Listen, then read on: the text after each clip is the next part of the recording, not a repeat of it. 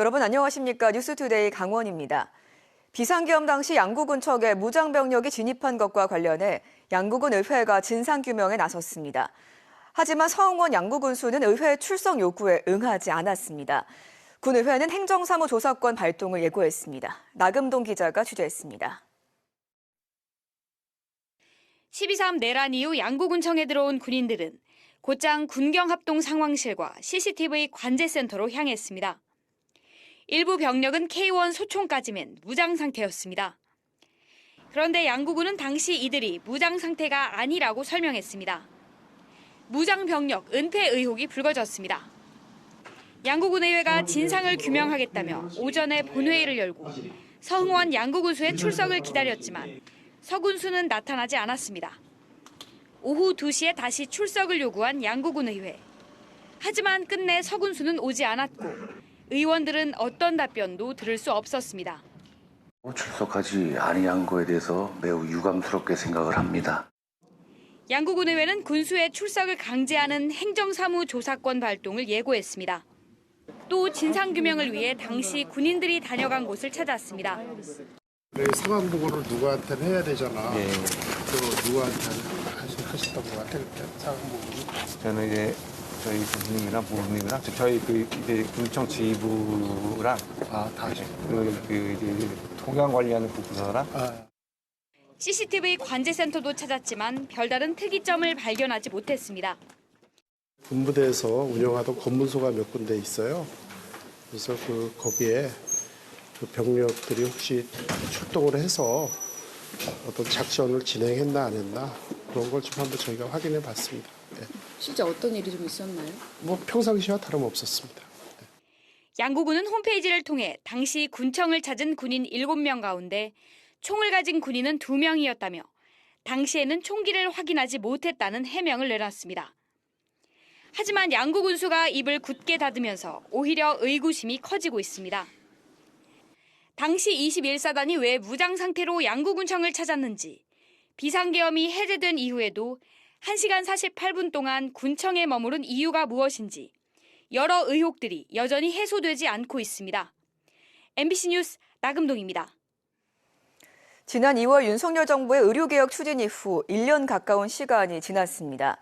그동안의 의료 공백으로 시민들이 적지 않은 불편을 겪었고 일부는 제대로 된 치료를 받지 못하고 목숨을 잃기도 했습니다. 그런데 이런 상황이 내년에도 계속될 전망입니다. 유주성 기자입니다. 지난 2월 정부의 의사증언 확대 발표에 전공의들이 집단 사직한 이후 1년 가까이 시간이 흘렀습니다. 전 국민들이 제때 병원에서 치료받을 수 없는 답답한 상황이 벌어졌습니다. 그렇지 않아도 의료 여건이 취약한 강원도 주민들의 피해는 더 컸습니다.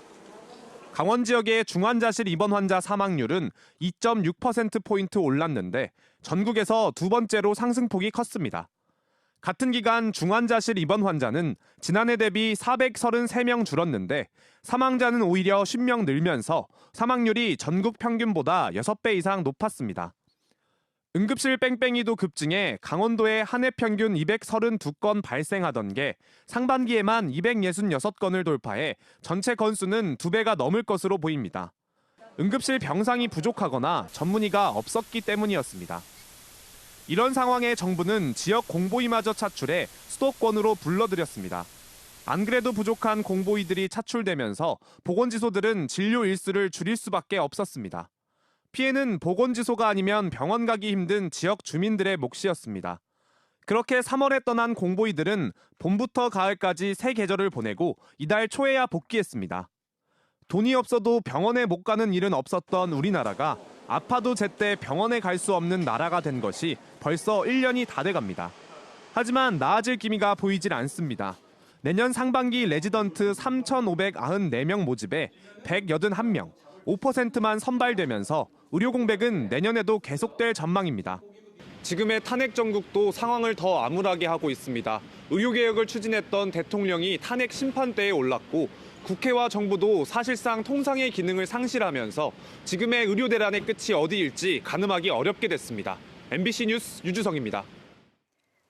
양양군수 주민소환 청구가 진행 중인 가운데 당사자인 김진아 군수가 직접 서명부를 열람하면서 논란이 일고 있습니다.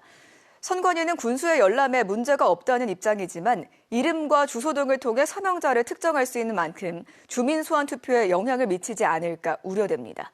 김형우 기자가 취재했습니다. 양양군수 주민소환투표 청구인 서명부 열람이 시작된 지난 23일. 양양군 문화복지회관에 마련된 열람실에 김진아 양양군수가 방문했습니다. 비서실장과 함께 온 김 군수는 신분 확인 절차를 마치고 휴대전화를 반납한 채 열람실로 들어가 2시간가량 서명부를 살펴보고 돌아갔습니다. 김진아 양양군수 측은 전체적인 행정 절차 확인 차원이었으며 별도의 이의 신청을 하지는 않았다고 밝혔습니다. 주민 소환 투표 추진 단체는 소환 당사자인 군수가 직접 서명인을 확인하는 게 매우 부적절하다고 비판했습니다. 아직 살아있는 권력으로서 강제 압박을 하는 것이고 이후에 그 노정돼 있는 주민 투표에서의 영향력을 발휘하고자 하는 것이다라는 판단을 해서요. 매우 부적절하고 부도덕적인 행동이라고. 서명부에서는 청구인의 이름과 주소 등을 확인할 수 있는데 김진아 군수가 양양군청 공무원이나 군청과 이해관계가 있는 기관단체 관계자의 이름을 확인했을 가능성이 있습니다.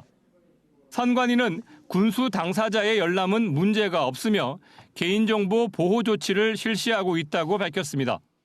소환 대상자인 양양 군수도 양양 주민으로서 당연히 열람을 할 수 있습니다. 개인정보가 유출되는 걸 방지하기 위해서 휴대폰이나 이제 개인이 소지하고 있는 수첩 등을 제출을 하고.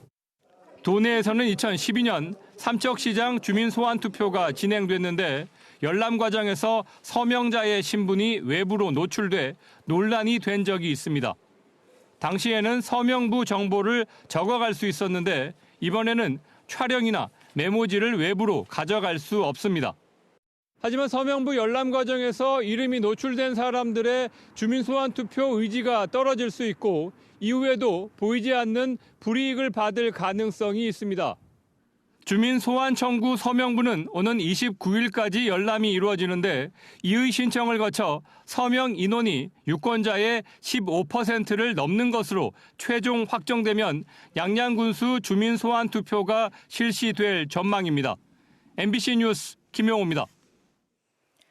진보당 강원도당이 전봉준 트랙터 행진 시위가 난동이라고 발언한 권성동 국민의힘 원내대표의 사죄를 촉구했습니다. 진보당은 적반하장도 유분수라며 국민의힘은 국회 계엄 해제 표결에 조직적으로 불참하고 당론으로 탄핵 반대를 결정한 내란 범죄 집단이라고 꼬집었습니다. 또 권성동 의원은 자중하고 사죄해야 한다며 지금처럼 날뛰다가는 국민의 심판을 면치 못한다고 주장했습니다. 포항 삼척간 고속철도 준공으로 내년 1월 1일부터 정식 운행하는 부산 부전에서 강릉까지 ITX 마음 열차표 예매가 어제부터 시작됐습니다. 어제 오후 5시 기준 부산 부전 강릉 간 열차표 예매 현황을 보면 내년 1월 1일 ITX 마음 상하행선의 좌석과 입석이 모두 매진됐으며 일부 하행선의 예약 대기만 가능한 상황입니다. 또 주말과 휴일인 내년 1월 4일과 5일에도 왕복 16회 가운데 8회가 매진됐고 주중에도 예매가 이어지고 있습니다.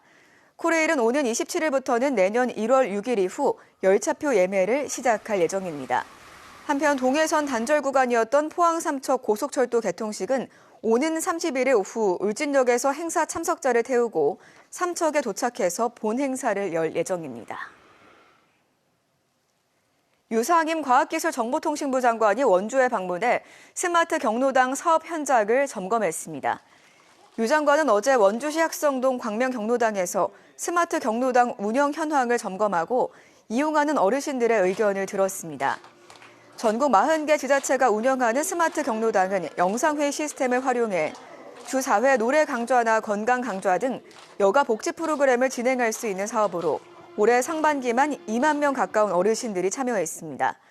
영월 출신의 유 장관은 유상범 국회의원의 친형으로 지난 8월 장관에 취임했습니다.